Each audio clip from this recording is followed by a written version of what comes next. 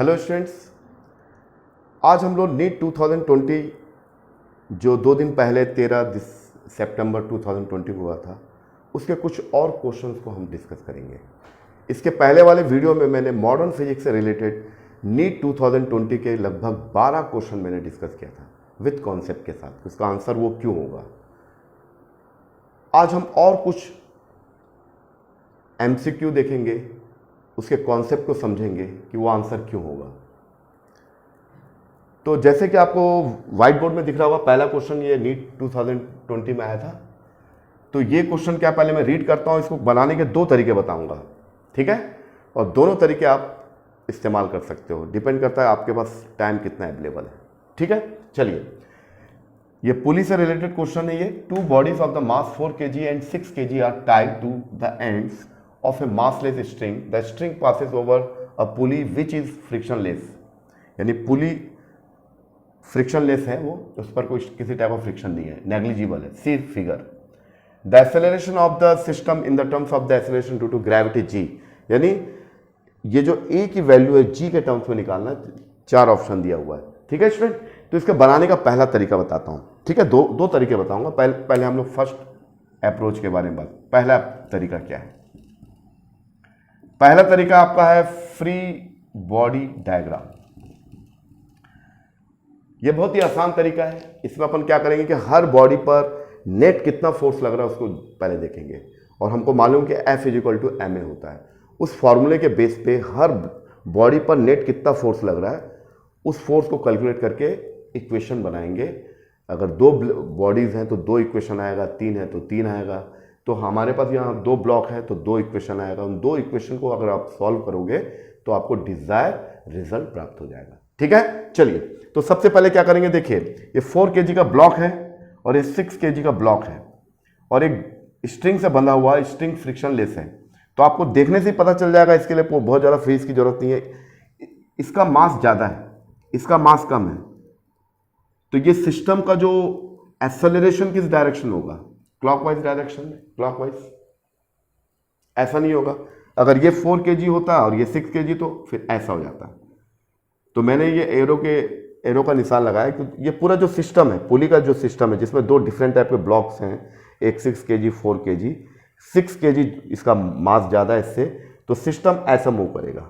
यानी सिस्टम पर धागे का जो एक्सेलरेशन होगा वो ऐसा होगा, उसका एक्सेलरेशन ऐसा होगा, क्लॉकवाइज डायरेक्शन में होगा, ठीक है। अब हम देखेंगे कि इस 4 kg मास पर नेट कितना फोर्स लग रहा है, 6 kg पर कितना लग रहा है, फिर उसके इक्वेशन निकालेंगे, दोनों को सॉल्व करेंगे। चलिए करके दिखाता हूं। तो ये 4 kg है, और चूंकि अंडर टू ग्रेविटी क्या होगा, ये 4g वर्टिकली डाउनवर्ड ऐसा लगेगा। यानी ये ब्लॉक, अर्थ का ग्रेविटेशनल पुल इस ब्लॉक को ऐसा पकड़ के नीचे खींचेगा, तो धागे को ये खींचा तो धागे पर स्ट्रिंग फोर्स लगा, ये ऐसा, ठीक।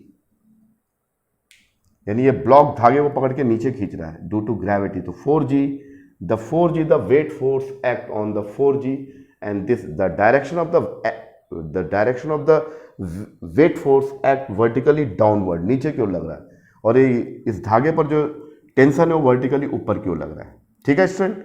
अच्छा चलिए, तो ये ऊपर की ओर जा रहा है ये ब्लॉक, ठीक है।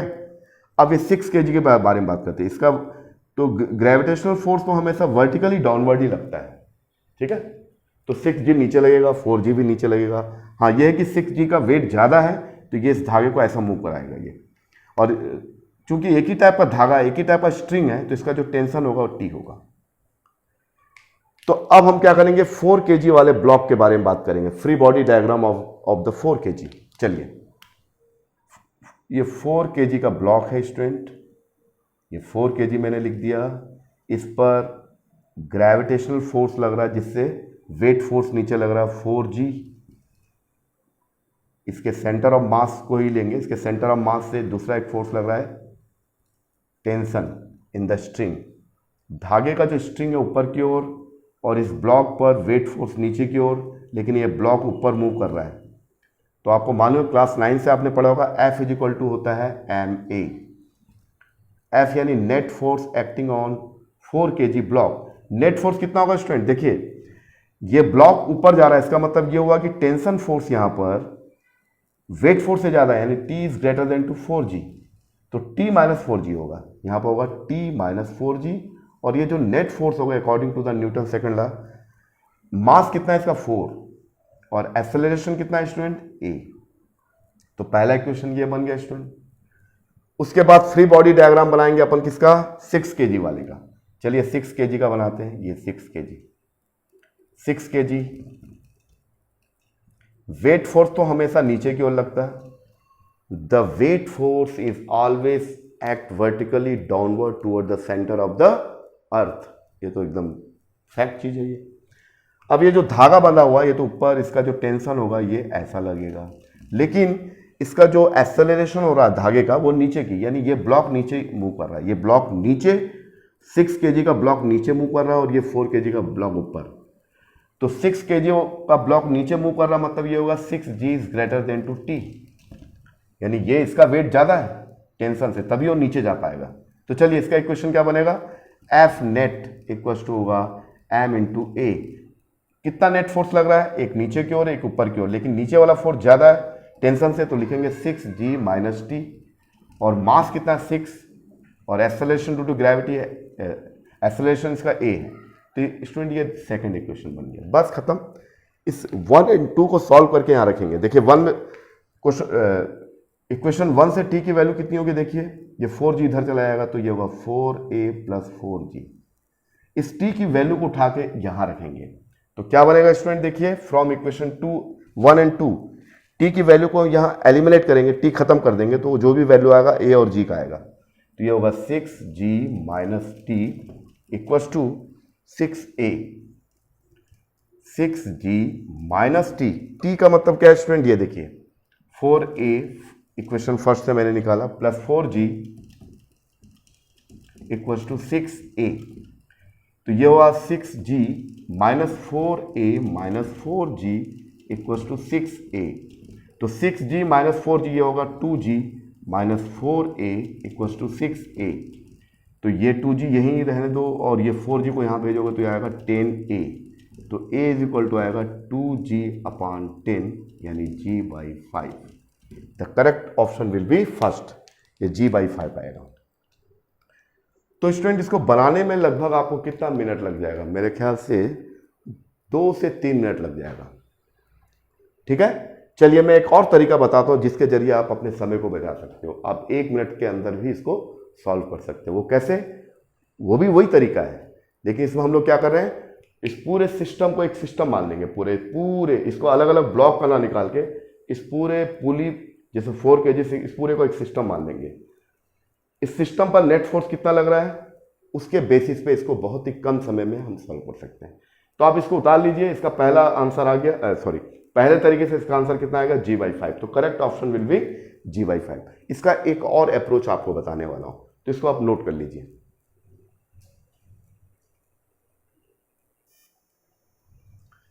देखिए स्टूडेंट इसका एक और तरीका क्या, देखिए उसमें कम सेकंड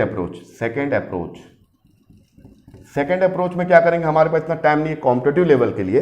बाकी आप एकेडमिक लेवल में हो तो आपको पहले तरीके से आपको बनाना, जिससे आपको ज़्यादा क्लियर होगा। लेकिन समय कम है तो आप कैसे लगाओगे, देखिए हमको मालूम है क्लासिकल मैकेनिक्स का सबसे इंपॉर्टेंट फॉर्मूला है F इज इक्वल टू होता है M इंटू A।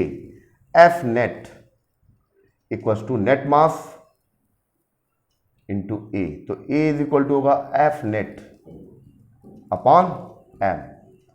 देखिए कैसे निकालोगे, ये पूरा जो सिस्टम है, इसको मैं थोड़ा सा यहां बना देता हूं डायग्राम। ये आपका 4 kg और ये आपका 6 kg, ये 6G नीचे लग रहा है और ये आपका क्या हो गया 4G और ये आपका हो गया A। ठीक है, ये टेंशन हो गया T। इस पूरे को एक सिस्टम मान लेते हैं, पूरे को एक सिस्टम मानेंगे। इस पूरे सिस्टम में नेट फोर्स कितना लग रहा है, F नेट फोर्स कितना लग रहा है, F नेट चाहिए अपन को। 6G यहां पर ज्यादा वैल्यू, 4G कम, तो यहां लिखेंगे 6G minus 4G। Net force कितना लग रहा है पूरे सिस्टम पर, और टोटल मास कितना है, नेट मास होगा आपका 4 प्लस 6। तो तो अब आपका आंसर आ गया, ए इज इक्वल टू कितना आ गया, F net upon net mass, total mass of the system, total mass of the system, total mass of the system, पूरे सिस्टम का मास कितना है, तो ए नेट फोर्स कितना हो गया 6G - 4G 2G आ गया, और नेट मास कितना हो गया 4 + 6 10 हो गया, तो ये हो गया आपका G/5। तो ये भी तरीका अपना अप्लाई कर सकते हो। तो इसका आंसर G/5 आएगा। तो आपको समझ में आ गया दोनों तरीके। पहले तरीके में अपन हर ब्लॉक को हम इंडिविजुअल लेंगे, उसका फ्री बॉडी डायग्राम बनाएंगे, उसका इक्वेशन निकालेंगे, फिर सेकेंड बॉडी का भी निकालेंगे, फिर उसका इक्वेशन निकालेंगे, दोनों को सॉल्व करेंगे, टी को एलिमिनेट कर देंगे, टी को हटा देंगे टेंशन को, तो हमको ए और जी की वैल्यू आ जाएगी, ए की वैल्यू जी के टर्म्स में आएगी। ठीक है। दूसरा तरीका क्या है, इस पूरे सिस्टम को ही मैं एक बॉडी मान रहा हूँ, इस पर नेट फोर्स कितना लग रहा है, आपको दिख रहा है कि नेट फोर्स कैसे निकालते हैं, 6G is the greater than to the 4G, तो 6G में 4G को माइनस कर दोगे तो कितना आएगा, net force acting on this system, तो यह हो जाएगा 2G, और नेट मास कितना हो गया 4 + 6 10, तो G/5 आ जाएगा। तो ये भी एक तरीका है जिसके जरिए आप उसको सॉल्व कर सकते हैं। तो नीट 2020 का क्वेश्चन है जो क्लासिकल मैकेनिक्स और पुली से रिलेटेड क्वेश्चन था, इसका सही आंसर होगा G/5। आप पहला भी अप्रोच अप्लाई कर सकते हो, सेकंड, दोनों तरीके से आप इसको बना सकते हो। ठीक है स्टूडेंट, चलिए अगले क्वेश्चन की ओर मूव करते हैं।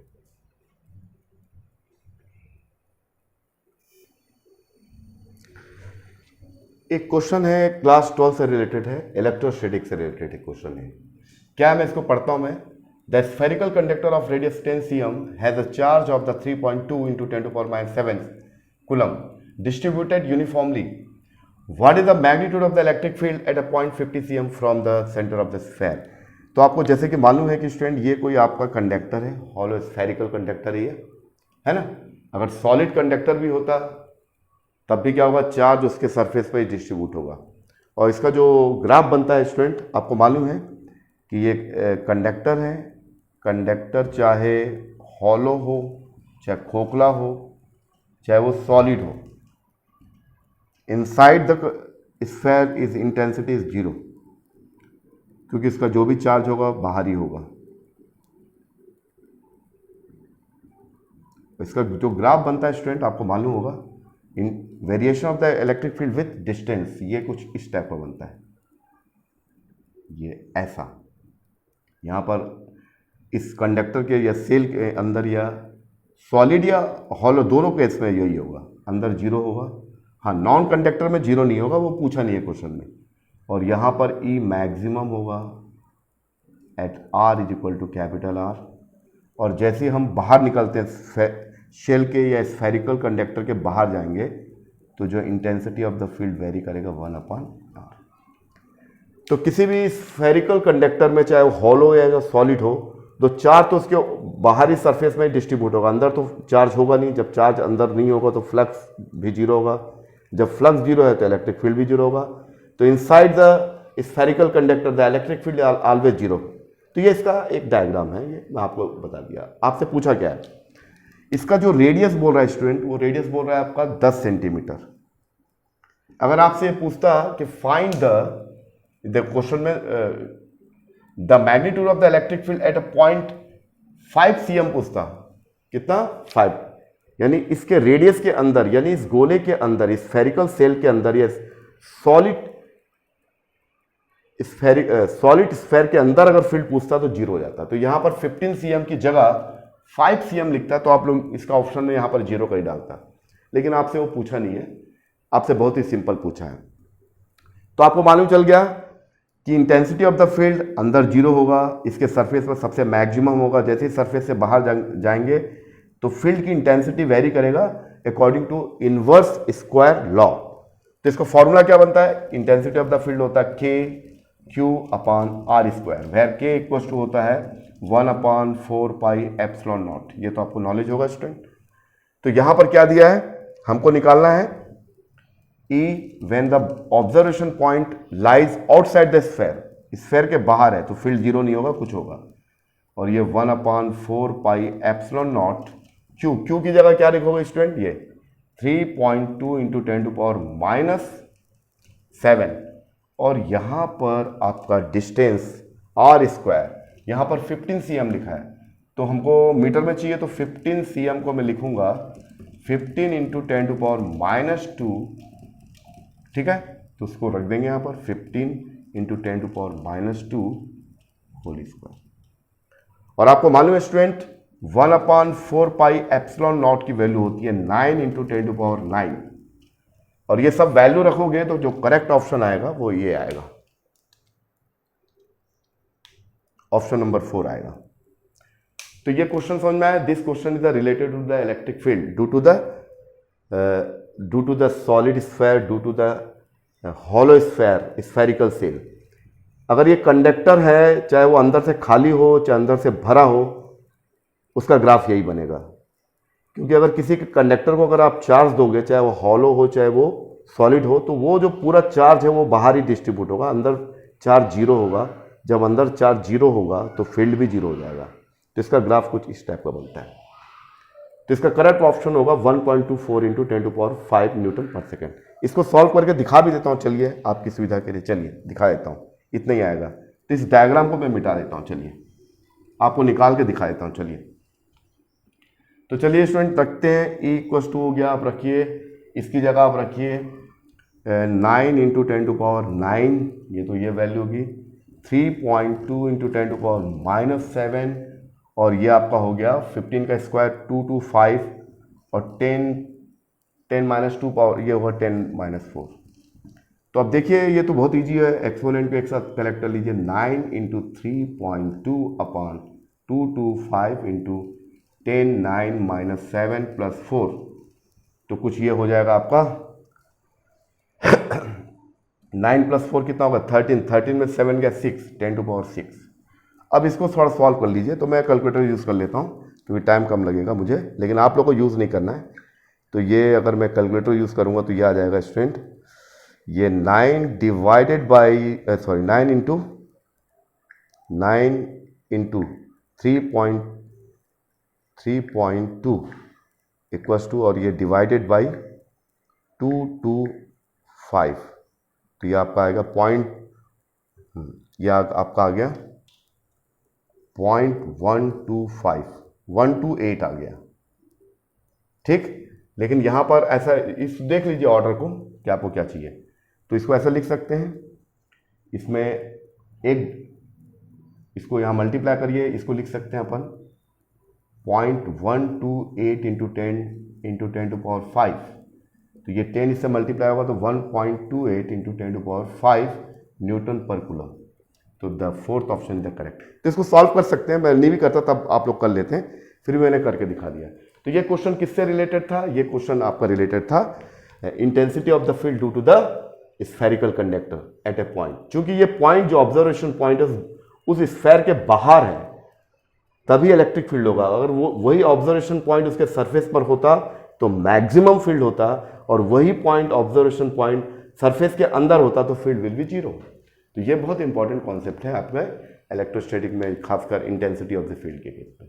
तो ये आपका नीट 2020 का 100 जो भी सेट होगा उस सेट में क्वेश्चन नंबर 114 वाला क्वेश्चन था।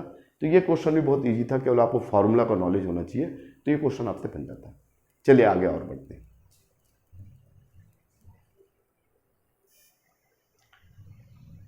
क्लास 11 का एक क्वेश्चन है, और ये क्वेश्चन है आपका यंग मॉडुलस से रिलेटेड है। क्वेश्चन बहुत सिंपल है। A wire of the length L, area of the cross section is the A, is the hanging from a fixed support. The length of the wire is changes to L1 when mass capital M is suspended from its free end. The expression for young modulus.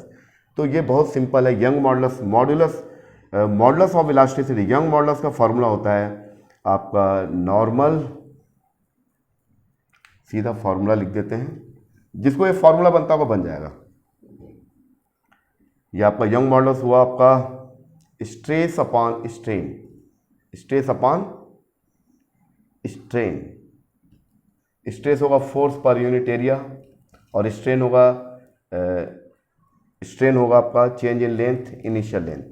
तो y is equal to होगा F upon A L upon small L. L is the change in length. तो इसको अगर हम लिखें force, यहाँ पर weight force के रूप में mg, और ये L, और एरिया और ये एल। बस चेंज इन लेंथ कितना बोल रहा है, यहाँ शुरुआत में इसकी लेंथ थी एल थी, अब उसने उसको किसी मास बॉडी को लटकाया तो उसका जो लेंथ इतना हो गया। अब ये जो टोटल लेंथ हो गया आपका L1 हो गया, तो चेंज इन लेंथ कितना होगा L1 माइनस एल। तो ये स्मॉल एल की जगह L1 माइनस एल रख दीजिए, तो आपका आ जाएगा Y Young modulus will be mg capital L upon area of the cross section, तो एज इट इज रहेगा, है ना। चेंज होगा थोड़ा सा, लेकिन उसको अपन एज इट इज ले रहे हैं, क्योंकि इसमें जो वेरिएशन होगा लेंथ में बहुत ही माइन्यूट होगा, बहुत ही नेग्लिजिबल होगा, है ना। तो ये होगा change in length, final length minus initial length, तो final length L1 initial L, तो ये कितना हो जाएगा L1 माइनस L। तो देखिए कौन सा एक्सप्रेशन आपको दिख रहा है स्टूडेंट, ये सेकंड ऑप्शन था करेक्ट ऑप्शन। तो ये बड़ा इजी सवाल था जो नीट 2020 में पूछा गया था। चलिए और क्वेश्चन की ओर बढ़ते हैं।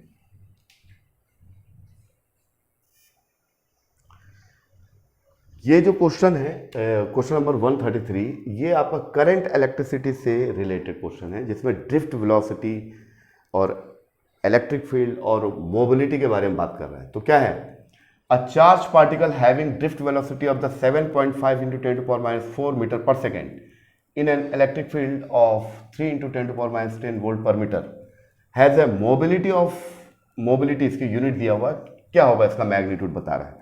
तो आपको मालूम है, वी नो दैट सॉल्यूशन इसका, the mobility of the electron,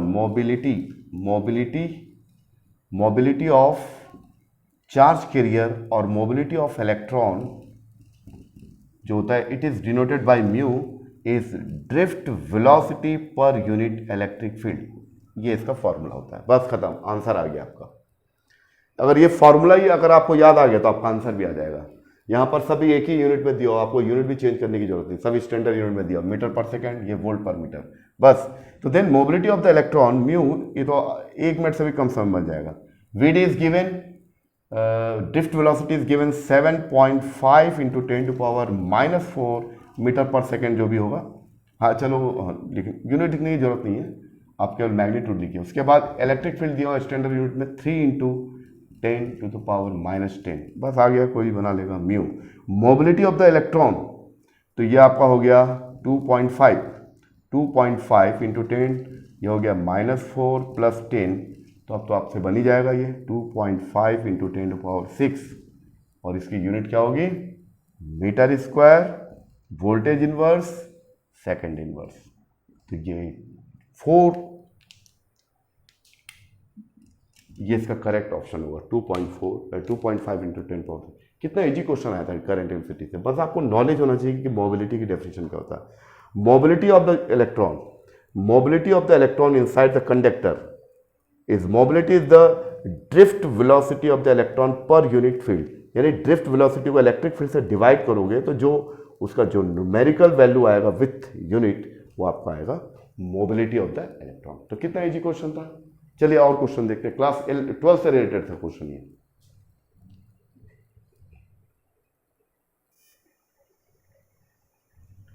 देखिए क्वेश्चन नंबर 131, इसको देखते हैं, चलिए क्या है।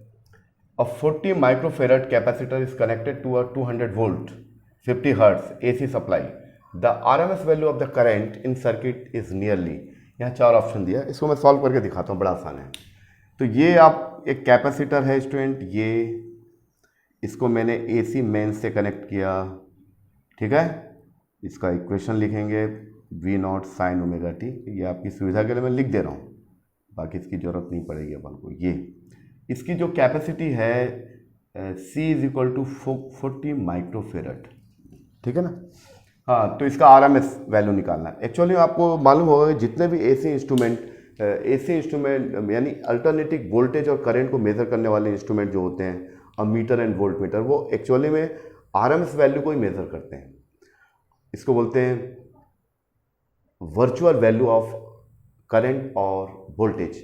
तो RMS वैल्यू जो होता है, the RMS value of the alternating current is IRMS = peak value 1/√2 times of the peak value, यानी इसको लिख सकते हैं I0/√2, ठीक है स्टूडेंट।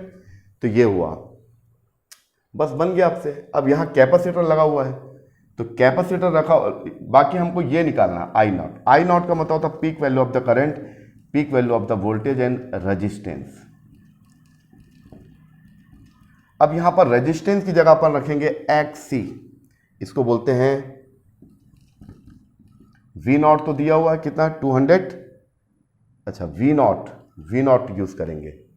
वी नॉट जो होगा इसका पीक वैल्यू कितना होगा, पीक वैल्यू निकाल लेंगे अपन। देखो स्टूडेंट, पीक वैल्यू जो होगा वी नॉट, ये इसी प्रकार से आप ऐसा लिख सकते हो V R M S equals to V naught by √2।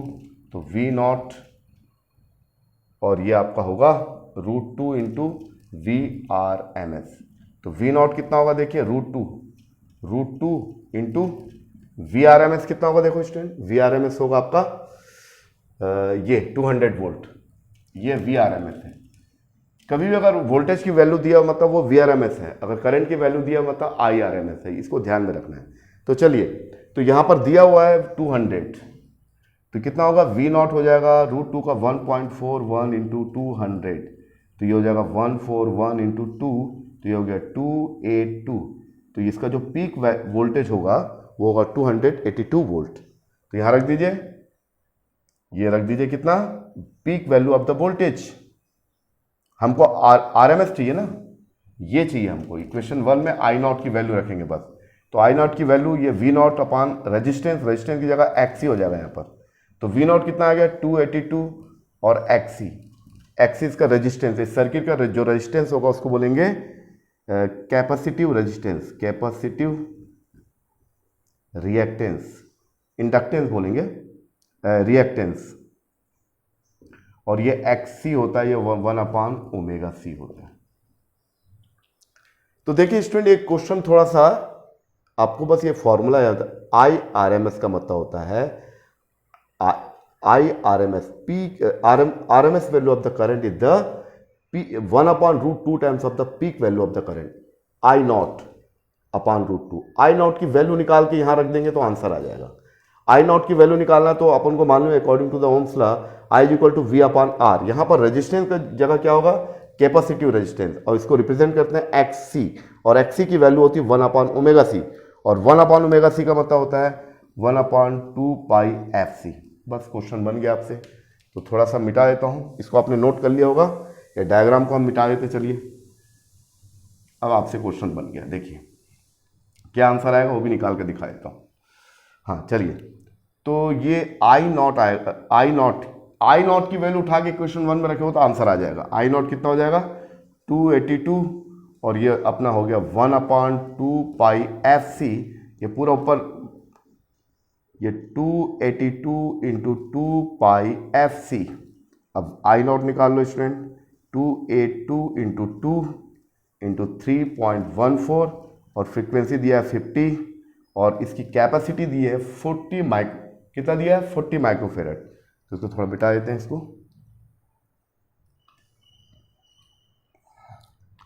40 microfarad का मतलब 10⁻⁻6 फेरेड। तो ये इसको सिंप्लीफाई करोगे तो 282 इंटू 2 इंटू 3.14 इंटू 4, ये 2 इससे ये होगा तो 20, तो 200 हो जाएगा ये। ठीक है, इसको एक साथ कर देते हैं, इंटू 40 इंटू 10⁻⁻6। इसको अगर आप सिंप्लीफाई करोगे स्टूडेंट कितना आएगा मैं आपको निकाल के दिखाता हूं।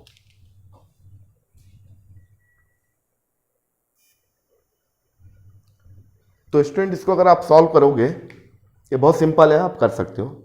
इसको अगर सिंप्लीफाई करोगे तो आएगा 3541.92 इंटू 10⁻³ इसका डेसिमल से इसका डिवाइड कर दोगे 1000, तो ये आएगा इतना एम्पियर। बस स्टूडेंट इसको उठा के यहाँ रख दोगे तो I R M S value, ये पीक वैल्यू मैंने निकाला कितना 3.541 डिवाइडेड बाई √2 का मतलब 1.41, तो जो फाइनल आंसर आएगा स्टूडेंट ये आएगा 2.51, ये आपका 2.5। The correct option will be 2.5।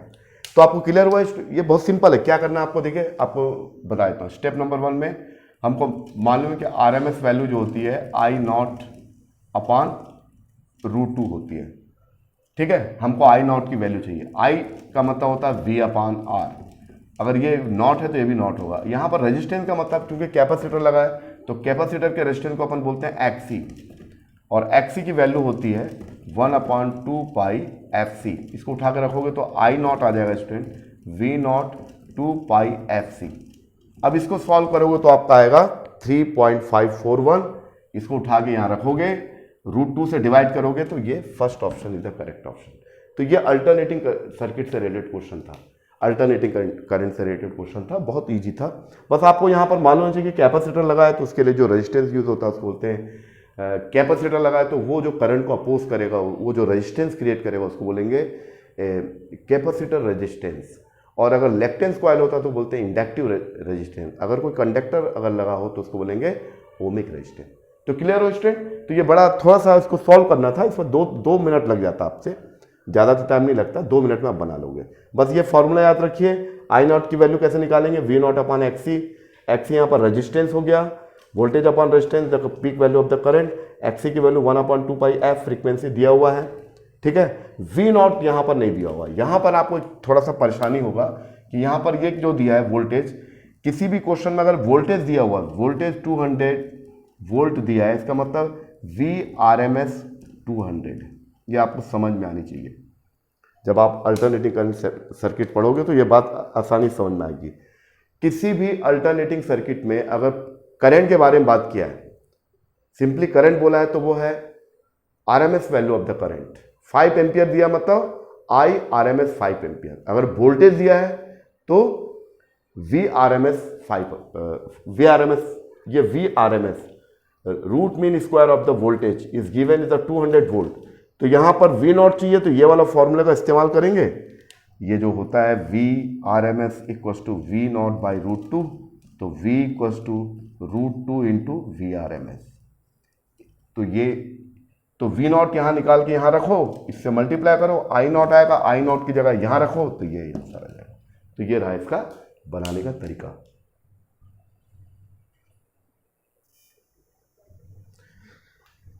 चलिए, ये जो क्वेश्चन है बहुत ही सिंपल क्वेश्चन है, ग्रेविटेशनल वाले टॉपिक से क्लास 11 से लिया गया है। A body weight of the 72 Newton on the surface of the अर्थ, यानी ये आपको डायग्राम के थ्रू, ये आपका अर्थ है, यहाँ पर कोई बॉडी रखा हुआ है, उसका वेट कितना है 72 न्यूटन, ठीक है। If the what is the gravitational force it at height equal to, अब हम किसी बॉडी को कितना हाइट पे ले जा रहे हैं, ये हाइट जो है अर्थ के रेडियस का जस्ट हाफ है, तो इस हाइट तक ले जाते हैं। तो अब इसी बॉडी पर, जिस पर जमीन पर 72 न्यूटन का फोर्स वो फील कर रहा था, अब यहाँ पर कितना वेट होगा ये फाइंड आउट करना है। तो इसको करने का तरीका बहुत आसान है, चूँकि कॉम्पिटेटिव पॉइंट ऑफ व्यू से बताना है तो उसको बहुत शॉर्ट में बता देता हूँ मैं। वो ये है कि आपका क्या है, एक्सेलरेशन ड्यू टू ग्रेविटी जो होता है small g equals to capital G capital M upon R square. अगर सरफेस पर रखा हुआ तो इतना होगा, h हाइट पर रखा हुआ तो ये होगा g dash equals to GM, ये g the universal gravitational constant, m is the mass of the earth, ये तो कांस्टेंट होगा, और ये अगर h हाइट पर ले जा रहे हैं तो r प्लस h। तो इन दोनों को अगर सिंप्लीफाई करेंगे तो ये आपका g डेज अपॉन g, तो ये हो जाएगा आपका r upon r plus h whole square. बस ये फॉर्मूला यूज़ करना है। यहाँ पर एक्सेलरेशन ड्यू टू ग्रेविटी के बारे में ना पूछ के वेट फोर्स के बारे में पूछा है, तो आप m से मल्टीप्लाई कर दो, वेट के फॉर्म में लिखो mg, ये हो गया r upon r plus h square, ठीक है। तो ये हो गया apparent weight upon real weight, weight on the body at r/2 height and weight of the body at surface of the earth. ये आपका हो जाएगा r प्लस h, ये होल स्क्वायर में दिया हुआ है, ठीक है। चलो कोई बात नहीं। अब देखो फ्रॉम द क्वेश्चन दिया हुआ है हाइट r/2 करना है, यहाँ रख दीजिए value w dash upon w equals to r, और ये हो गया r प्लस r/2 कर दोगे तो ये पूरा तो स्क्वायर में है, कोई दिक्कत नहीं है। तो ये हो जाएगा r, और ये r/2, तो ये 3r/2 ये तो ऊपर जाएगा, तो ये r तो कैंसिल हो गया, तो ये हो गया 4/9 आ जाएगा। तो 4/9 आ गया, बस खत्म हो गया। ये w dash upon w equals to 4/9, इसलिए मुझे w डेज चाहिए, यानी उस हाइट पर इसकी वेट कितनी होगी वो निकालना है। ये हो गया 4/9, और ये w यहाँ मल्टीप्लाई हो जाएगा, तो 4/9 और ये W ऑलरेडी दिया हुआ है 72 न्यूटन, 72 ये 8 टाइम्स निकल जाएगा और 8 × 4 तो ये हो गया 32 न्यूटन।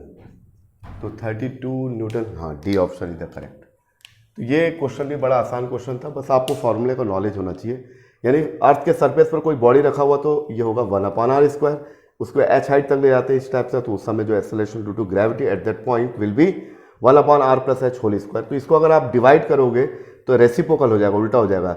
g नीचे है तो ये r ऊपर चला जाएगा, g डेस यानी r+h नीचे है तो ये ऊपर है तो ये नीचे चला जाएगा। तो ये रेशियो इसके बेसिस पे आप कर सकते हो। तो बड़ा इजी क्वेश्चन था। इसका करेक्ट ऑप्शन जो होगा, इसका सही विकल्प होगा 32 न्यूटन। यानी 72 अर्थ में फील कर रहा था, लेकिन उसको अर्थ के रेडियस के जस्ट हाफ हाइट पर ले जाएंगे तो then weight will be 32 newton. तो कितना टाइम कम हो गया आप खुद ही देख सकते हो। ठीक है, क्लियर हुआ। चलिए अगले क्वेश्चन की ओर मूव करते हैं।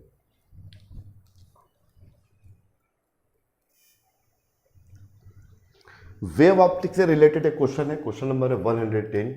In Young's double slit experiment, if the separation between the coherent source is the halved and the distance of the screen from the coherent source is the doubled, then the fringe width will become।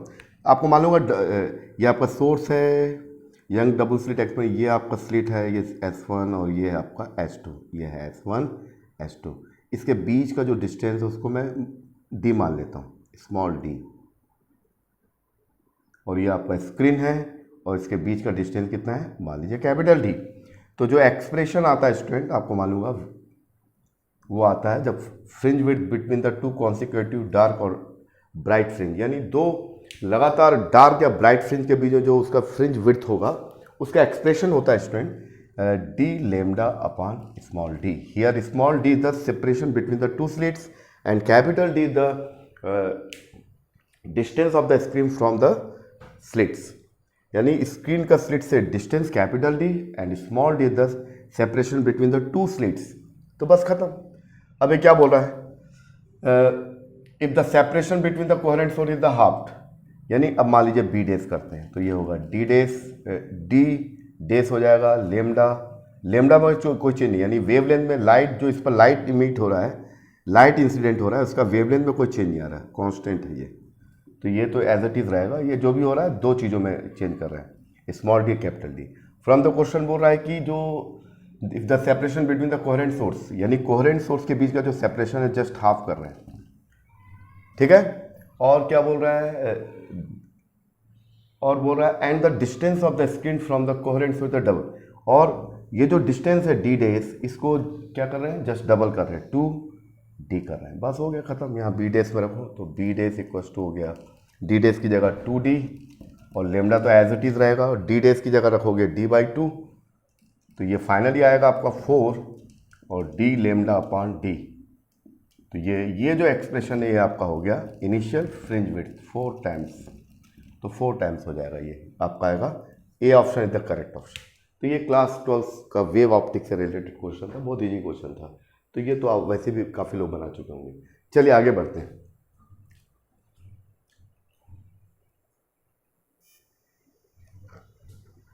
चलिए student, ये question आपका rotational motion से related है, torque से related question है। बहुत easy है, बस आपको थोड़ा सा वेक्टर अलजेब्रा का या फिर क्रॉस और डॉट प्रोडक्ट और नॉलेज होना चाहिए। लेकिन ये क्वेश्चन तो क्रॉस प्रोडक्ट से रिलेटेड है। कैसे, देखिए कैसे क्या बनाएंगे। Find the torque about the origin when the force of the 3J newton act on a particle whose position vector is the 2K metre. तो हमको मालूम है कि जो टॉर्क होता है student, the torque is the vector product between the R cross F। बस हो गया, आपसे क्वेश्चन बन गया। R cross F, the moment of the force about the axis of rotation is known as the torque. Moment of the force, और यहां P कर देंगे तो moment of the linear momentum will be equal of the angular momentum. तो वो चीजें हैं, तो आपको मालूम होगा। तो यहां पर टॉर्क का मतलब होता है moment of the force about the axis of rotation is known as the torque force. अब देखो यहां पर पोजीशन वेक्टर दिया हुआ R, ये दिया है 2, इसका मैग्नीट्यूड 2 और डायरेक्शन दिया Z एक्सिस में K, और F की वैल्यू दिया हुआ स्टूडेंट, कहां दिया है F की वैल्यू 3J। बस हो गया, रख दीजिए आप। तो टॉर्क फोर्स होगा with magnitude and direction R, R की जगह रखोगे 2k इंटू एफ की जगह रखोगे 3j। इस ऑर्डर में आपको याद रखना, ठीक है स्टूडेंट। तो ये हो गया 6 या मैग्नीट्यूड हो गया, और ये होगा k क्रॉस j। आपको मालूम होगा साइक्लिक ऑर्डर का आई जे के, ठीक है, i क्रॉस j। इससे इसको करेगा तो ये आएगा k क्रॉस, फिर जिससे इसको करेगा तो ये आएगा j cross k equals to i, और k क्रॉस i ये कितना हो जाएगा j। यहाँ पर k क्रॉस j दिया है, यहाँ उसका उल्टा दिया हुआ, यहाँ पर इसको देखो k क्रॉस j, यानी अगर इस ऑर्डर में दिया हुआ है तब तो इससे इसको क्रॉस करो तो ये आएगा, लेकिन यहाँ ऑर्डर उल्टा कर दिया, k क्रॉस j ऐसा दे दिया है, यानी मेरे ऑर्डर के जस्ट अपोजिट, तो ये i किस में आएगा, माइनस में आ जाएगा, माइनस i। तो ये हो गया, आपका आंसर आ गया k क्रॉस j ये उल्टा ऐसा जा रहा है, लेकिन ऐसा जाना चाहिए अकॉर्डिंग टू साइक्लिक ऑर्डर। तो k क्रॉस j तो ये होगा i -6 और ये माइनस i, यानी x एक्सिस के नेगेटिव डायरेक्शन में टॉर्क एक्ट होगा और इसकी वैल्यू होगी -6i। तो दैट न्यूटन मीटर, इसकी यूनिट होगी न्यूटन मीटर। तो ये इसका आंसर होगा, न्यूटन को एन से लिखते हैं, नॉट स्मॉल एन। तो इसका करेक्ट ऑप्शन होगा student will be A option is the correct option. तो आपको क्लियर हो गया, कुछ नहीं है। टॉर्क का डेफिनेशन होता है R cross F. Torque is the vector quantity, torque is the vector product of the two vector, R is the position vector of the particle from the axis of rotation, F is the applied force on the particle। तो इस force के influence से ये particle rotate करता है about any axis. तो this effect will be the rotational effect, इसको बोलते हैं रोटेशनल इफेक्ट बोलते हैं। तो ये इसका न्यूमेरिकल था, बहुत सिंपल, इसको 1 मिनट से भी कम समय में आप सॉल्व कर सकते हो। चलिए अगले क्वेश्चन की ओर मूव करते हैं। क्वेश्चन नंबर 91 जो रिलेटेड है आपका इलेक्ट्रिक डायपोल मूवमेंट से।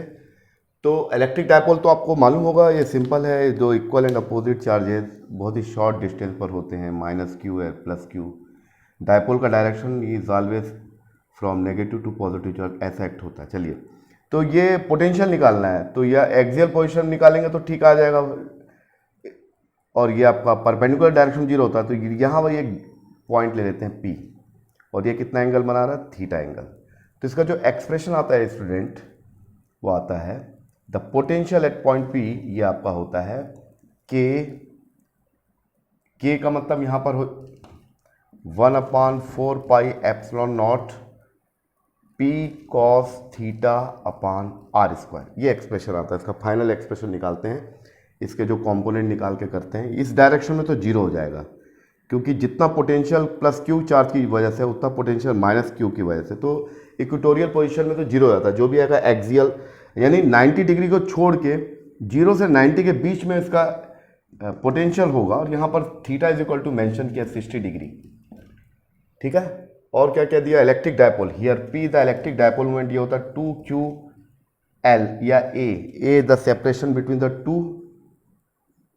चार्जेस, और ये वैल्यू दिया हुआ है स्टूडेंट, कितना दिया हुआ है 16 × 10⁻19 कूलम मीटर, ठीक है। और क्या दिया हुआ है, डिस्टेंस वो दिया हुआ r 0.6 मीटर, ये यहाँ तो सब चीज़ दिया हुआ है। और आपको ये भी दिया हुआ है 1/4 पाई एप्सिलॉन नॉट भी दिया हुआ है, कितना दिया हुआ है 9 × 10⁻9। बस इसको रख दीजिए तो आपका आंसर आ जाएगा, बहुत ईजी है। तो ये आपका हो गया कितना, ये दिया हुआ है 9 × 10⁻9 इंटू P कितना दिया हुआ है 16 × 10⁻−9, और कॉस थीटा का मतलब होगा स्टूडेंट कॉस 60 डिग्री अपान r का मतलब हो गया आपका 0.6 स्क्वायर। इसको अगर आप सिंप्लीफाई करोगे, मैंने करके देख लिया है, इसका आपका आएगा 200 वोल्ट आएगा।